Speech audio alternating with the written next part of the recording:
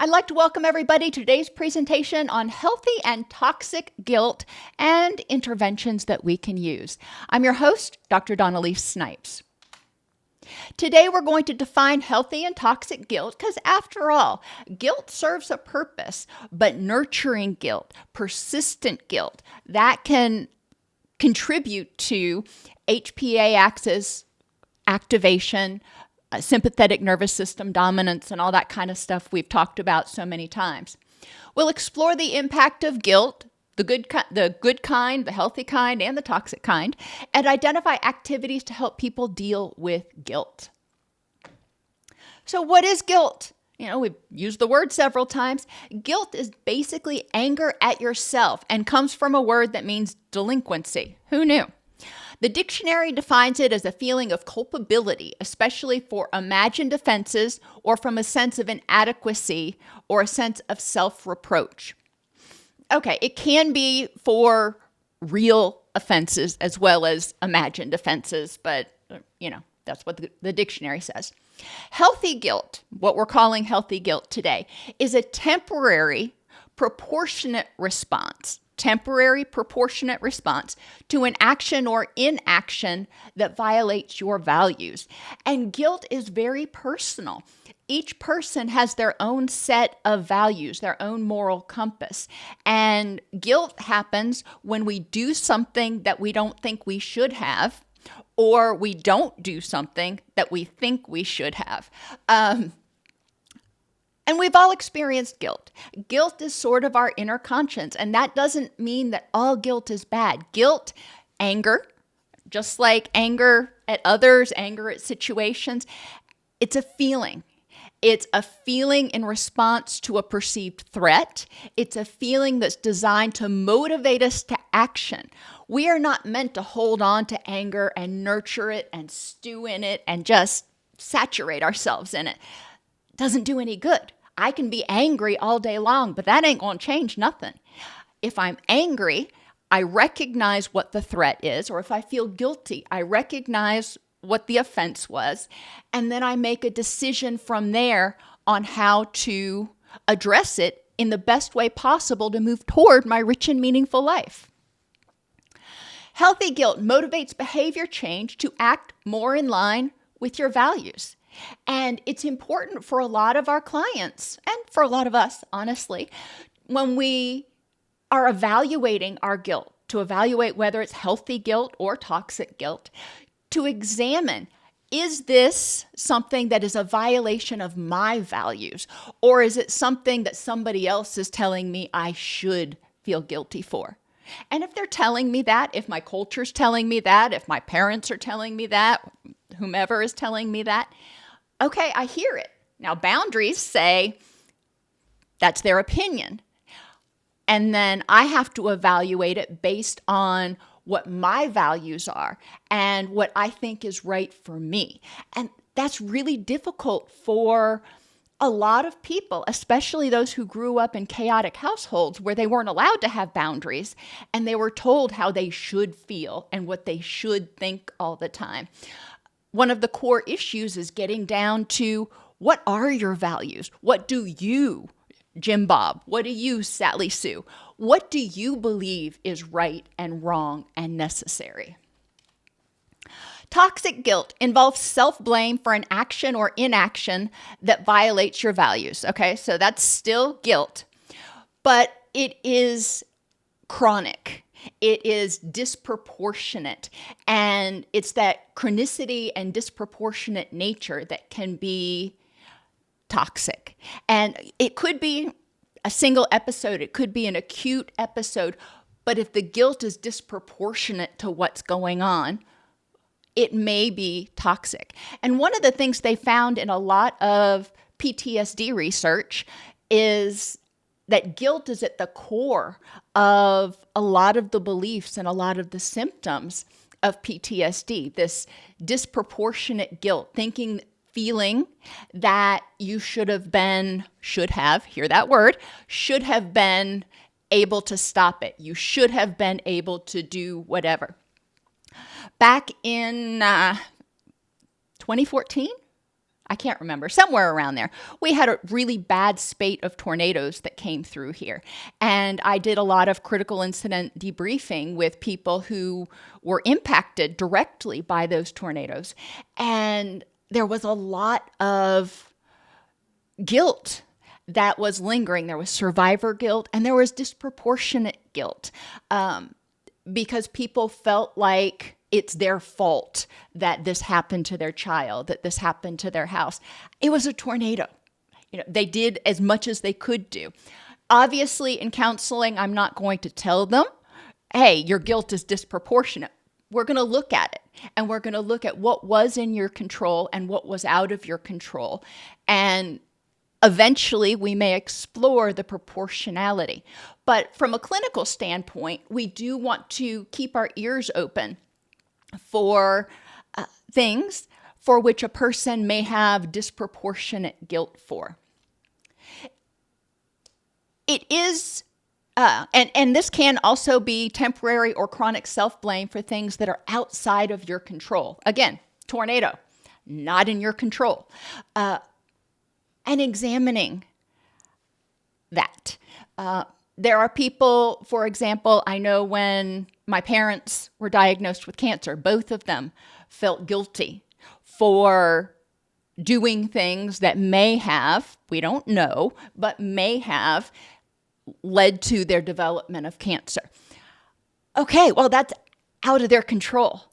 Does holding on to that guilt and nurturing that guilt help them enhance their immune system and lead their richest, most meaningful life as long as they can? Or does holding on to that guilt and anger deplete their immune system and work against them? Shame is often used interchangeably with guilt, but essentially, it's different. Shame is a feeling of being inherently flawed and unworthy. When we talk about guilt, I feel guilty for, I did a bad thing. I forgot to call my friend. I snapped at somebody. I feel guilty for that. Okay, I did a bad thing. It doesn't mean I'm a bad person. But when people do bad things, sometimes they start to believe that because they're doing bad things, because they're imperfect, it makes them a bad person.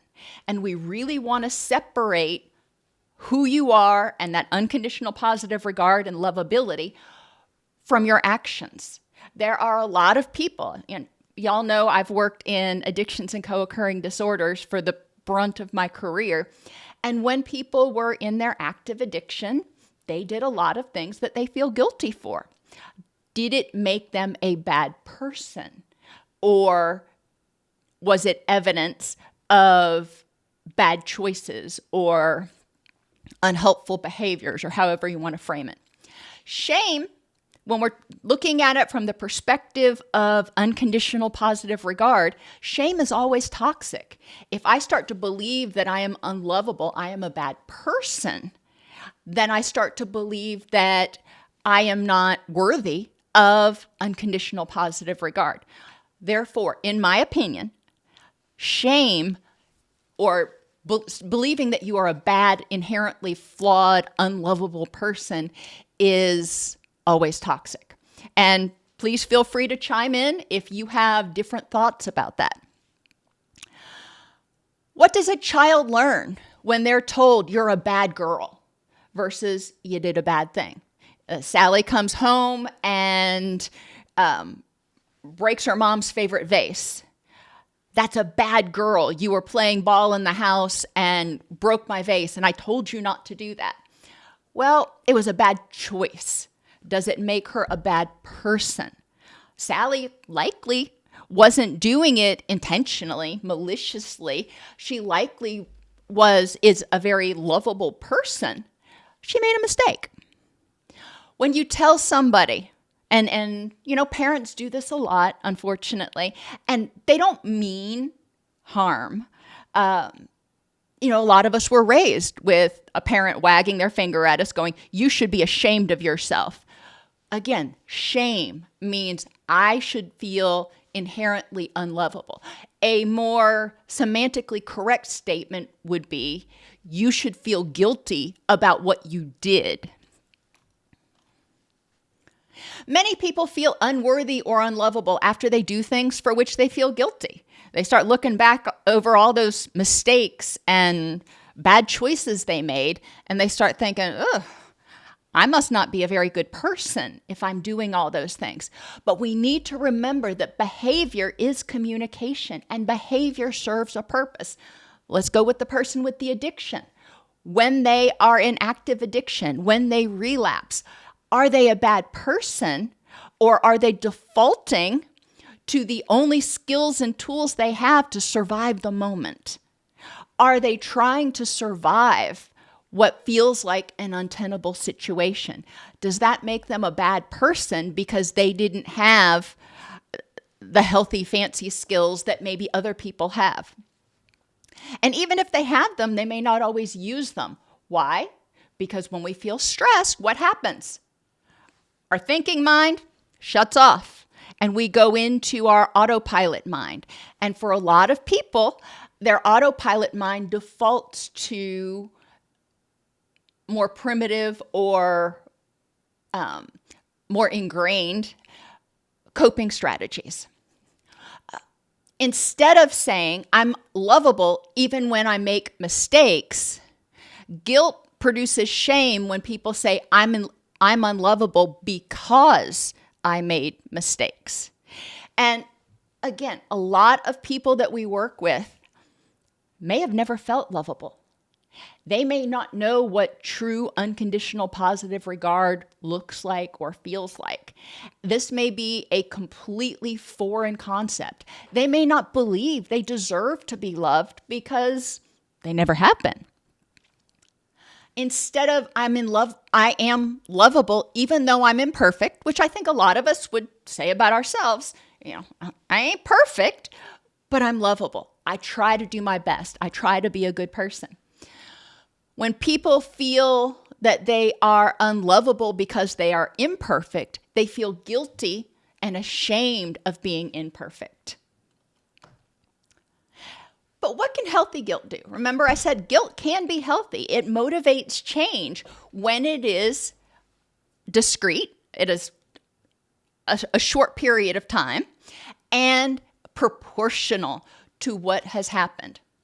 Sometimes guilt is necessary. Otherwise, people wouldn't know how to exercise self-control or have a conscience. Change causes crisis, and crisis of conscience can cause change. And that was a statement that one of my mentors said when I was actually still in graduate school, and it stuck with me forever. But when we have a crisis of conscience, we look back at something we did and recognize that we were not acting in line with our values. It causes distress, causes a little crisis. That little crisis motivates us to do better, motivates us to change. So let's think about what toxic guilt and shame can do. Toxic guilt can keep you holding on to self-anger. Toxic guilt, people who grew up in chaotic environments, or maybe even what you might call toxic environments, may have been told that it is not okay to forgive yourself. It is not okay to forgive others. Well, if you can't forgive, then what happens? You keep holding on to that guilt. You keep holding on to that resentment. And that's exhausting. It can make you become over-responsible, trying to fix everything to atone for perceived sins, prevent abandonment, or just be lovable. And we've seen this in a lot of people who give until they hurt. They give until they're exhausted. They just keep trying to fix things because they want to prove that they're worthy of love.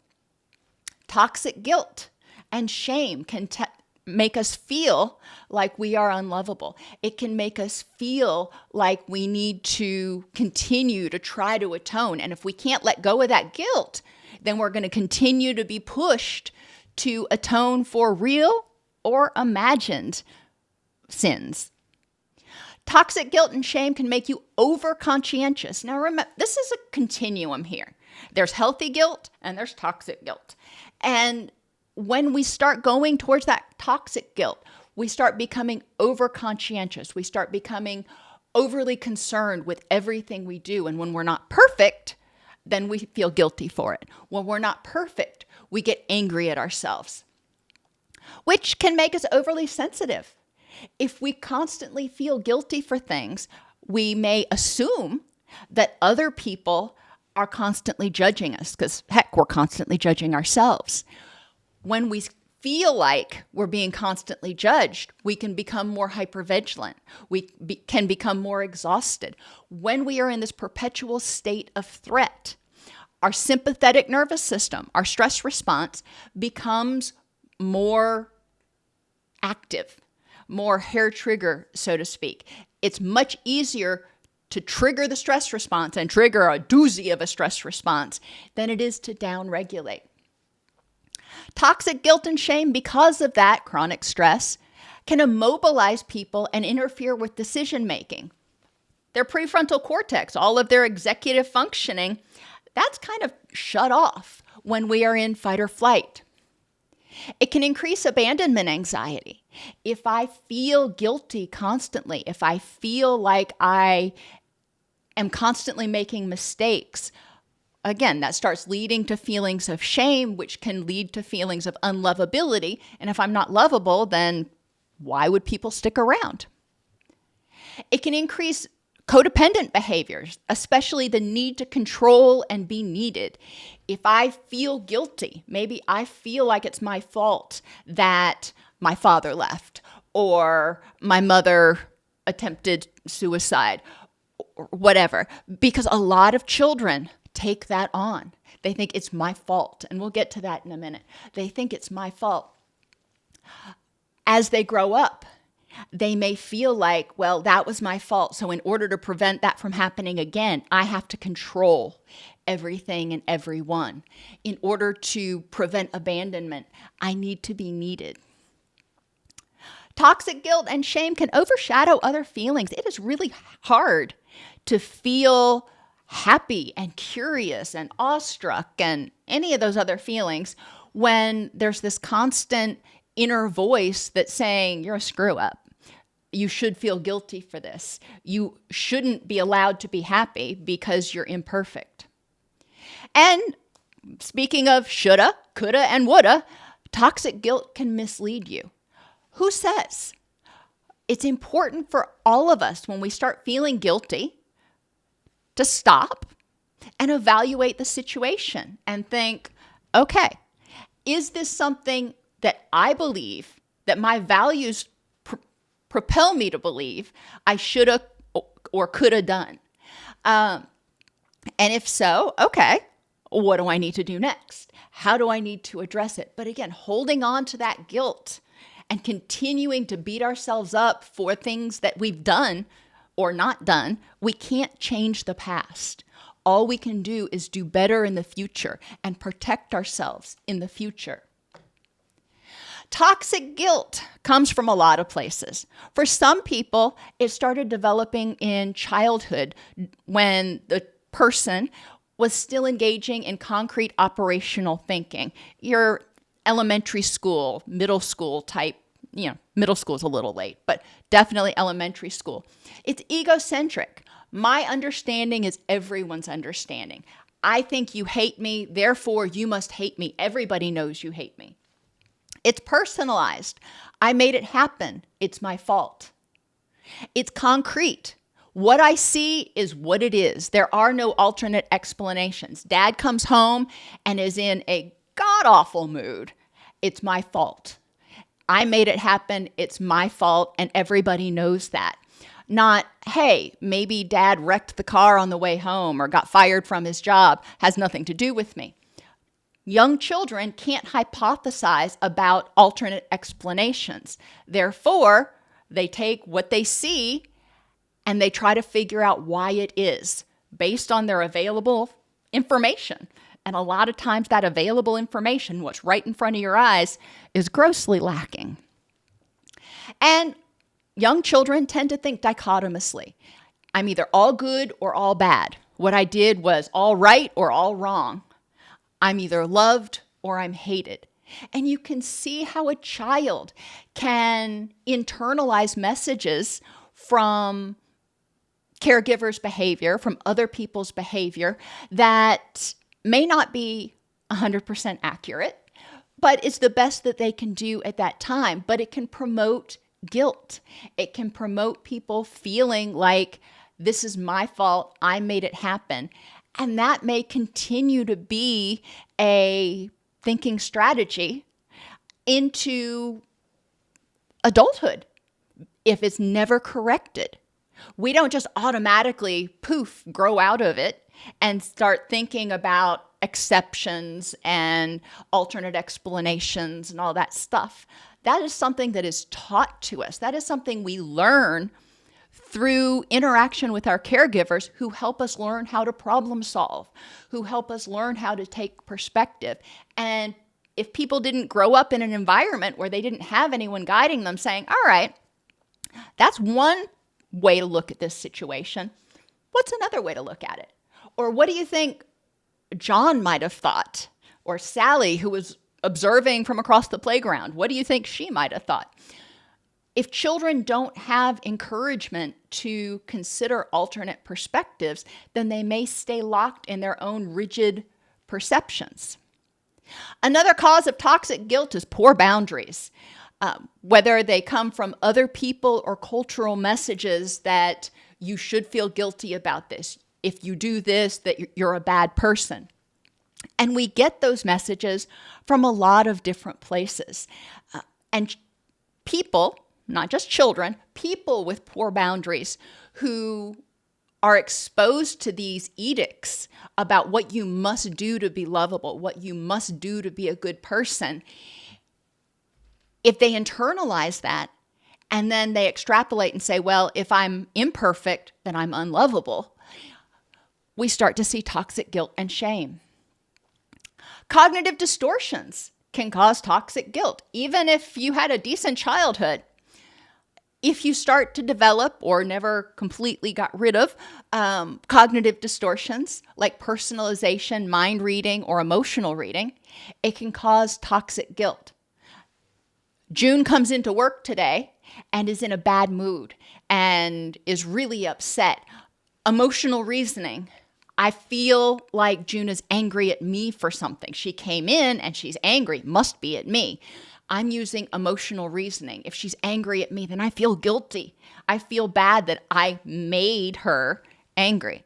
And that's another thing that is important to look at when we're talking about guilt.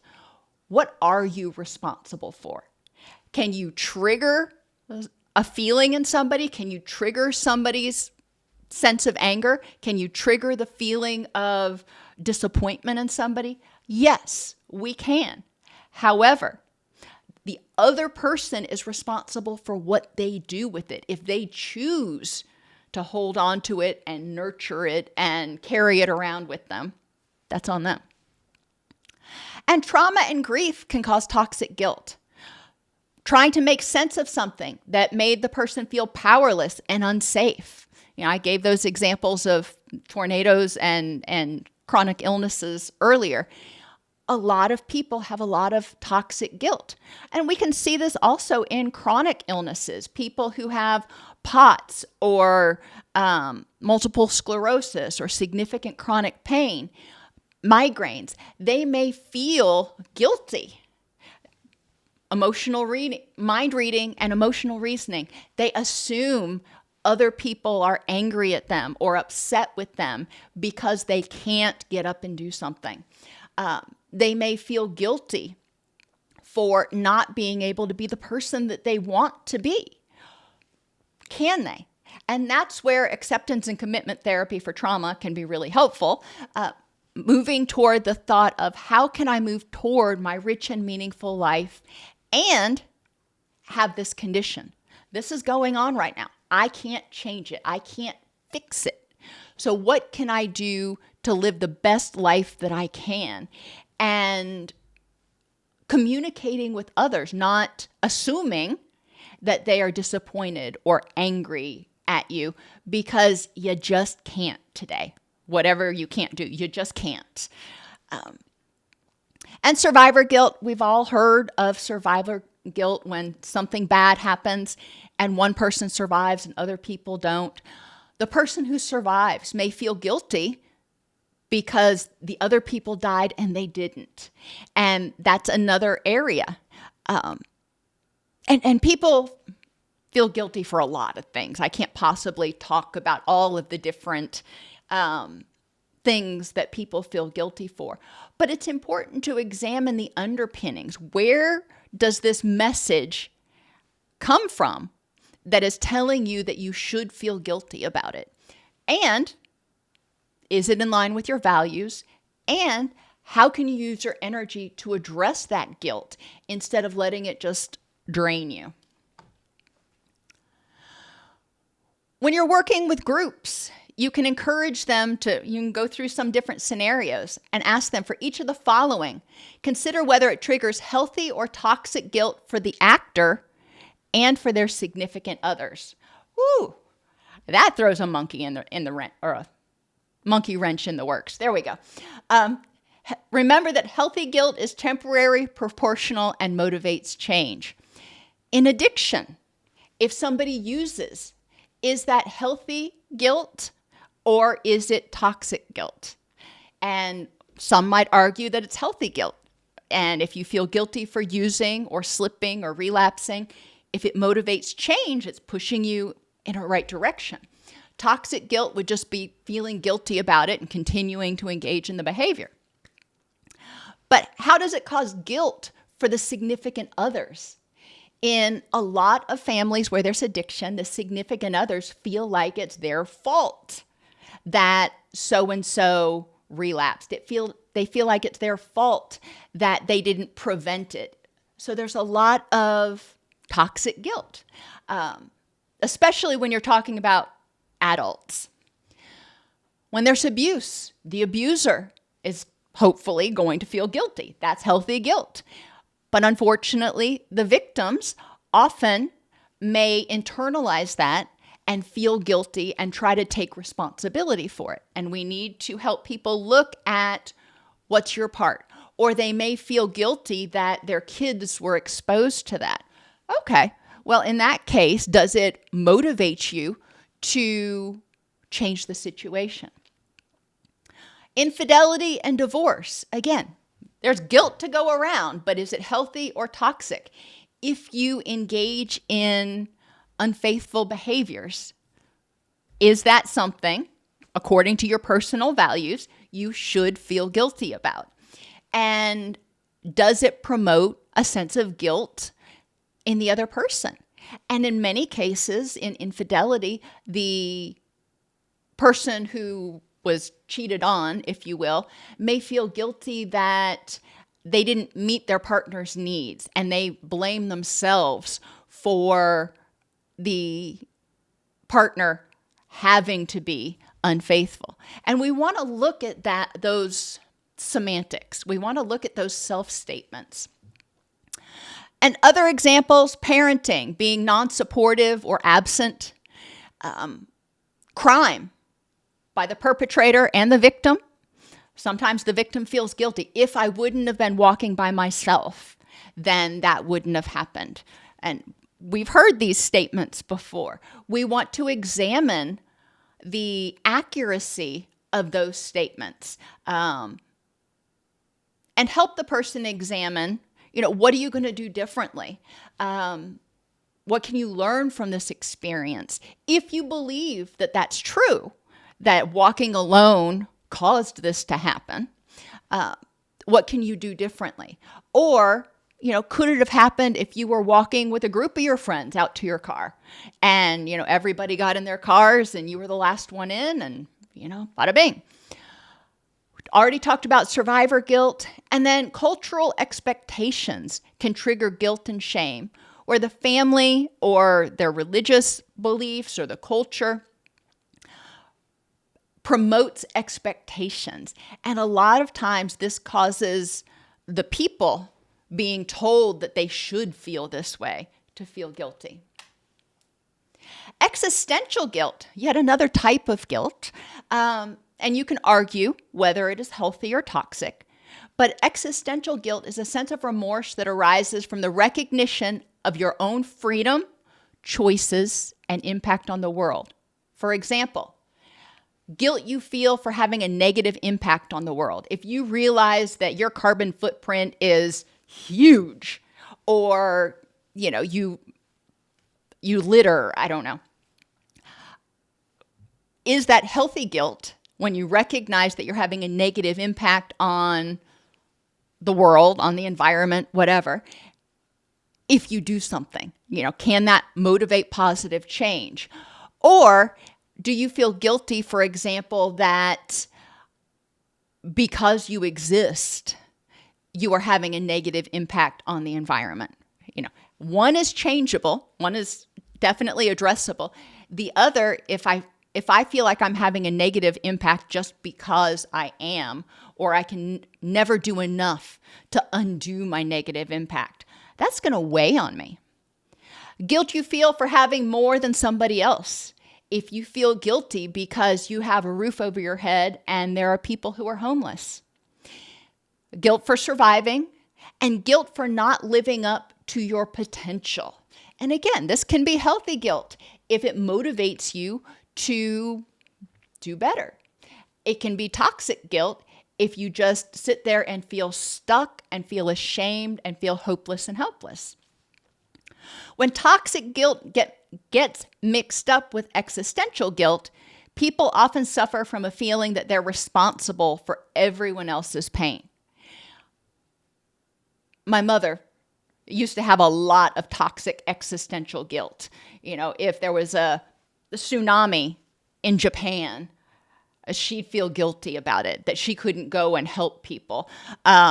If you get my point, stuff that's completely out of her control, completely across the world, that nobody would expect her to be doing. She wasn't a doctor. She was a journalist. It's not like she was with Doctors Without Borders or something. But she would feel guilty that other people were suffering and she wasn't. And that's really what it came down to. Anytime she saw suffering, she felt guilty about it because she wasn't. Questions to ask people. How does toxic guilt and or shame impact all pieces of your life? And pieces, remember, stands for physical, interpersonal, emotional, cognitive, environmental, and spiritual. So physically, responses you're looking for include your energy levels, how much energy you have, and how you're spending it. If you have toxic guilt, you're probably spending your energy trying to right the world's wrongs and doing nothing to recharge your own battery. How does toxic guilt impact your sleep? And we know when we're under chronic stress, it increases systemic inflammation. It increases our stress response. It worsens our sleep. Therefore, toxic guilt by its very nature is going to cause a cascade of issues. We want to examine when people are extremely resistant to letting go of guilt. Where did they get that message that it was not okay to forgive themselves, that it was not okay to be imperfect? And what are they afraid of? And we'll talk about that more in a minute. Interpersonally, in your relationships with others, when you feel guilty all the time, how does that impact those relationships? How you interact with others, what you expect from others, and whether they take advantage of you. And intrapersonal, your self-esteem, when you feel guilty all the time, how does that affect your self-esteem and self-efficacy? Emotionally and cognitively, how does constantly feeling guilty or feeling excessively guilty impact your ability to feel positive emotions and think clearly? Environmentally, how does toxic guilt impact your environment? I don't know about you, but when I'm plumb exhausted, my environment starts to reflect on the outside how I feel on the inside. Very disorganized, very disheveled. And there may be more tension energy when I'm feeling guilty, when I'm feeling angry or anxious? And spiritually, how does toxic guilt impact your connection to your values and the world?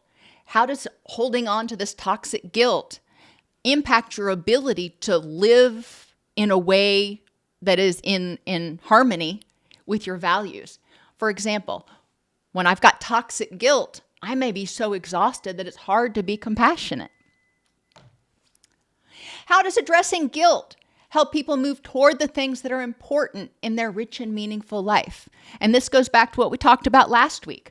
Prudence and endurance. I smush them together because when we're being prudent, we're having to endure the feeling or the distress that may be caused by not acting impulsively. Impulsive action, we try to make it go away real fast. It may not be the most prudent decision, but it may give us in the short term a respite. So prudence and endurance, encouraging people when they start feeling guilty. What are the facts in the situation? What are their response options? They can nurture guilt. That is an option that people have. If they feel like that is the best way to use their energy to move toward their rich and meaningful life, okie dokie. Or they may apologize, or they may make amends somehow. Depends on what the offense was. But encourage people to examine the facts, the response options, and then examine those options and choose the one that helps them most effectively move toward what's important in their rich and meaningful life. When people let go of guilt, it helps them have respect for themselves and others. It helps them have respect for themselves, have energy to help others, and it helps them have more compassion. If you can have compassion for yourself, then it's easier to have compassion for others. Addressing guilt means forgiving self for whatever happened. Addressing guilt helps us look at our lives and look at ourselves as living an earnest life. That means we're doing the very best we can. Are we imperfect? Yeah. We're almost never, if ever, going to be perfect, but we're striving for progress. We're striving to be a better version of ourselves today than we were yesterday. We're striving to not make the same mistakes again. And truthfulness with self and maybe others about the situation and their proportional response. Being truthful with yourself. How guilty should I feel about this? Or if at all, is this something I should feel guilty about? Or did I do the best I could with the tools I had at that time? And how am I going to act or react in similar situations in the future? Forgiveness is a big no-no word. It's an F word for a lot of people. Asking people what forgiveness means to them. Asking them, what do you think about other people who forgive themselves? And that is an interesting question. It's sometimes when we look at others and we say, okay, do you think this person should be allowed to forgive themselves? Why or why not? You can have people list 3 important people in their life. Have those 3 important people made mistakes? Pretty sure the answer is always going to be yes. Do you still love them? Pretty sure the answer is going to be yes. Do you think they should be holding on to guilt? Why or why not? So we're not talking a lot about the F word. We're talking more about whether people should be allowed to let go of guilt. And ultimately, we can move on to discussing what forgiveness means.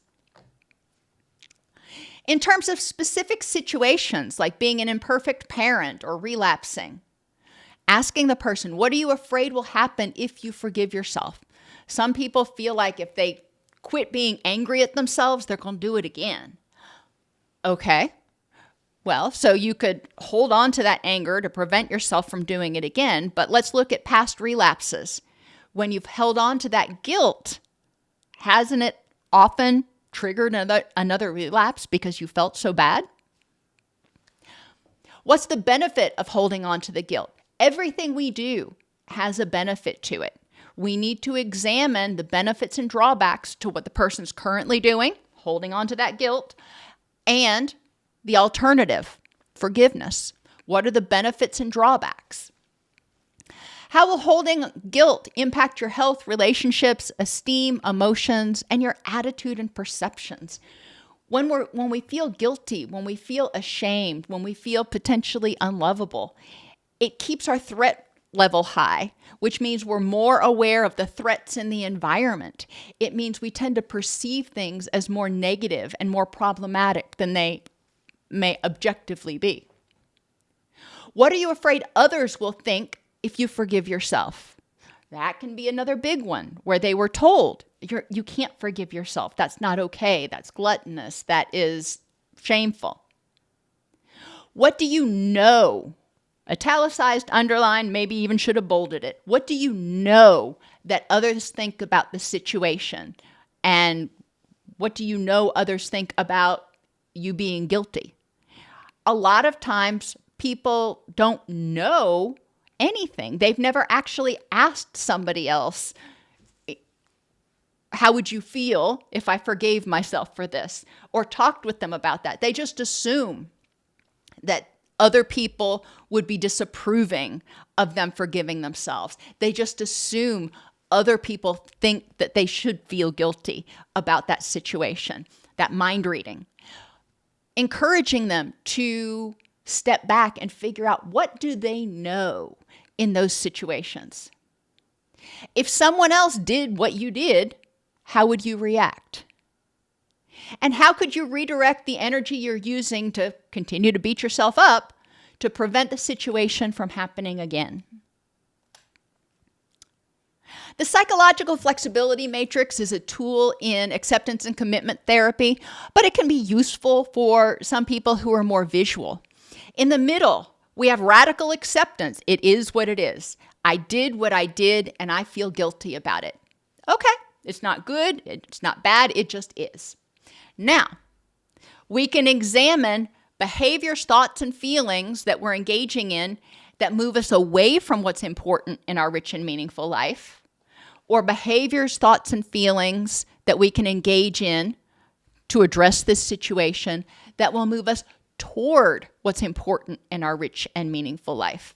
If I feel guilty about something I did to a friend of mine, a behavior that may be a good use of my energy to move me toward what's important in my rich and meaningful life is apologizing. Pretty straightforward. But helping that people see away from and toward, and evaluate when you do something wrong, when you feel guilty, which behaviors, thoughts, and feelings do you usually engage in? And how's that working for you? Guilt slips. Write what you feel guilty about on slips of paper and put them in an envelope or jar and address one each day. What's the situation? What was my part in it? Did my actions reflect the best I could do with the tools I had at the time?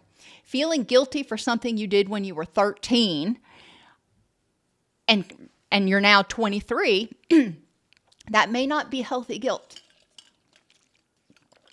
Did my reflections reflect bad intent? I wanted to hurt somebody. I wanted to do a bad thing.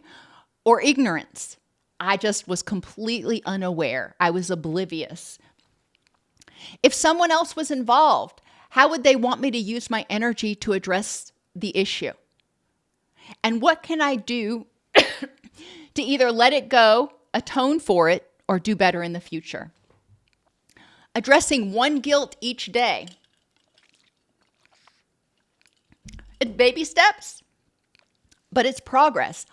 365 baby steps is a lot of progress. Permission slips. Lots of slips here. For those things you feel guilty doing but are actually not wrong, like setting boundaries, taking time off, getting takeout after a long week, working late because you have to, or being true to yourself and following your heart. Consider writing yourself a permission slip if it's something that helps you move toward your rich and meaningful life. Maybe it's, I have permission to do this, period. Like setting boundaries. Working late because you have to. Well, maybe you've got a family at home and you need a paycheck to put food on the table. Giving yourself permission to work late because you have to in order to nurture those things that are important in your rich and meaningful life. If doing that is habitual and problematic for you, instead of feeling guilty about it, using that energy to look for a different job that will be more conducive to your family structure. Guilt cards, and this is something we do ahead of time. We prepare on index cards, write 30 or so things that people commonly feel guilty for. Gather information from your clients, from your groups. Put the cards in a box, in a hat, in a bag, whatever. Have a group member draw a card from the box and have that person explain or try to explain why somebody may feel guilty for this. Where does this guilt originate from? What can they learn from that experience? And how can the person address that guilt? For example, recognizing after a loved one dies that maybe you weren't the best daughter, sister, granddaughter, or whatever, and feeling guilty about that. I should have paid more attention. I should have done, well, you can't. That ship has sailed. Okay, so what can be learned from that experience, and how can you address that guilt? How can you use that energy to prevent having this guilt about a similar incident in the future? The guilt sack or backpack, I use this for a lot of stressors and stuff people carry around. Have people make a list of things they feel guilty for and get a bunch of stones of different sizes. You can go to like Home Depot and get river rocks. They come in, like 3-4 inch river rocks and then little small ones, different sizes, because we have different sized guilts. Some of these guilts we have are brick sized and others are pebble sized. Anyhow, for each guilt, add a proportionally sized stone to the sack. And this is good to do with kids too. You can put it in a backpack or something they can carry around. Once you've filled the bag, put it on and carry it around while you do housework, yard work, just go about your day. Think about, after an hour or so, how much guilt weighs you down and drains your energy. How much harder it is to just get up off the sofa carrying all that weight, literally. Identify which guilt you can either forgive, fix, or let go, and how you can start taking those weights, those rocks, out of the pack. Set a no guilt allowed rule for when you're relaxing or taking care of yourself. A lot of us are taught that we should always be doing something. My mother-in-law, God bless her, the woman doesn't sit down. She's always puttering. She's always doing something. My grandmother was the same way. She was constantly dusting or something. And I believe that both of them were taught that it's not okay to sit down and relax if there's something to be done. And guess what? There is always going to be something to be done, whether it's dusting the baseboards or grocery shopping or cooking or something else. Identify common guilts and develop positive backtalk. And I give you some examples. Sometimes you can develop your own internal voice that has positive backtalk, but sometimes it's easier or more fun to engage a television or movie character. Red Foreman from that 70s show. He's pretty blunt in what he has to say. And how would he handle somebody feeling guilty? Generally, he'd say, kid, you need to get over it, blah, blah, blah. What would Red Foreman say? Cora Simmons, she is a lead character on House of Pain, Meet the Browns, and some of the Medea movies. She tends to be a lot more compassionate. Mr. Spock Mr. Spock really, Vulcans didn't have emotions, so he'd be very logical about it. Dr. Phil would come back with you and be like, well, this guilt, how's that working for you? Or, maybe your grandmother. Maybe you had a grandmother that was wise beyond her years and would sit you down and go, okay, let's talk about this. Either way, developing positive backtalk, developing a voice in your head that can counter the negative inner critic. Guilt journals. Keep a log of everything that makes you feel guilty for a week and look for patterns. Maybe the pattern you identify is the critical voice of your father or overcompensating for something you did wrong in the past. This can be something that the person can start working on in therapy to understand where those messages are coming from that tell them that they should still feel guilty. The right and wrong game. Give everyone 3 pieces of paper. Have each person write 3 things they've done for which they felt guilty. Put all the pieces in a hat or box. Draw one out at a time and have people vote on whether it was right or wrong to do and explain why. So people who have submitted them believed it was wrong, but we're going to have the group vote, was that right or wrong to do and why? Then you're going to have the group theorize other reasons why doing that might have actually been the right thing to do. Example, canceling a night out with your best friend. Is that a right or a wrong thing to do? There is no it depends. So you have to choose right or wrong. If you chose wrong, okay, that's the wrong thing to do to cancel a night out. When might it be okay to cancel a night out? Cutting off communication with your family, right or wrong? And there's a lot of cultural stuff that goes with this. I get it.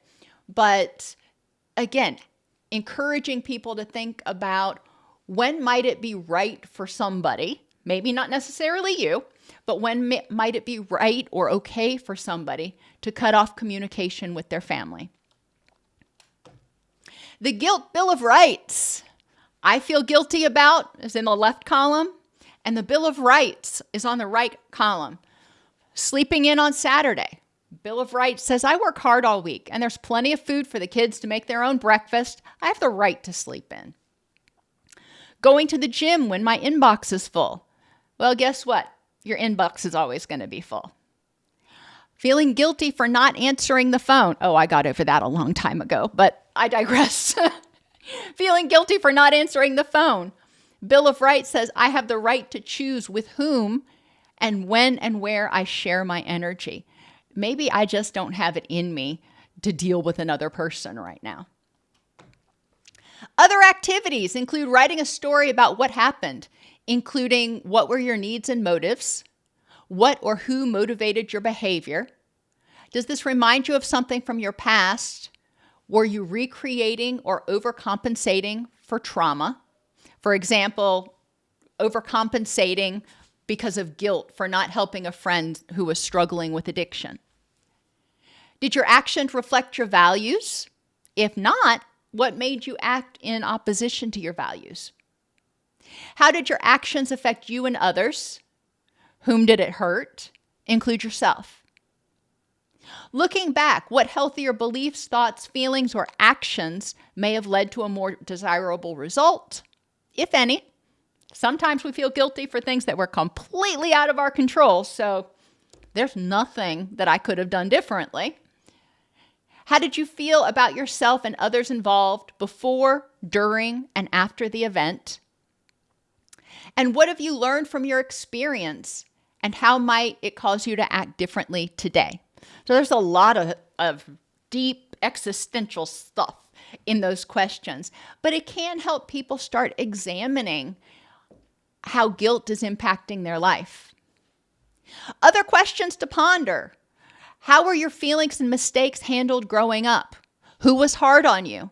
And how do you replay that scenario today? What do you tell your friends when they make mistakes or do what you did, which may not even have been a mistake? So when your friends make mistakes, do you shame them? Do you criticize them? Or do you forgive them.